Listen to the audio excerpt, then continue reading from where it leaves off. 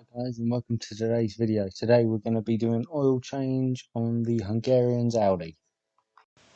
Obviously, as we all know, we need to jack up the car and then put it on axle stands to make sure it is safe and secure. Obviously, this is me showing you underneath the vehicle where we need to take off the under tray to gain access to the sump and sump plug.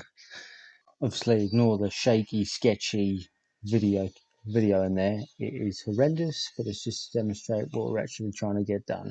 Obviously, I don't know why the second clip is super yellow, but it is.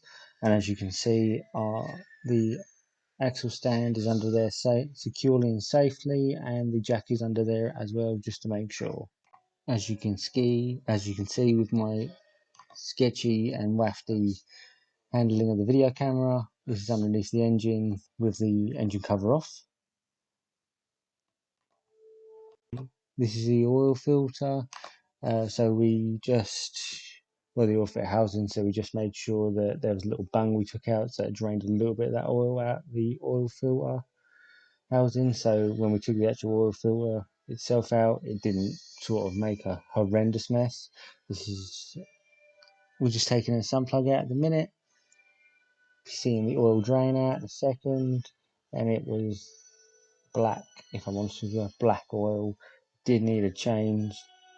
The old Hungarian did say to me that the oil he used was cheap oil, so we went with the genuine Volkswagen oil just to try and help it along, though the oil would be blacker because it is a diesel, as we all know.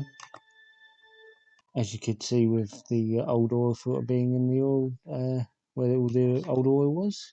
As you say, boys, always use genuine stuff like genuine sump plugs, genuine oil filters. It will just help with the job, make it easier for yourself as well, because I've had it where it's beforehand. As you can see, the sketchy oil, clean sump plug going in, nice and tight, making sure, just wandering around the old Audi, making sure it's all fine and dandy, looking around it, and then just getting the oil ready for it to go in. Always get it to the correct amount of oil it needs for your vehicle.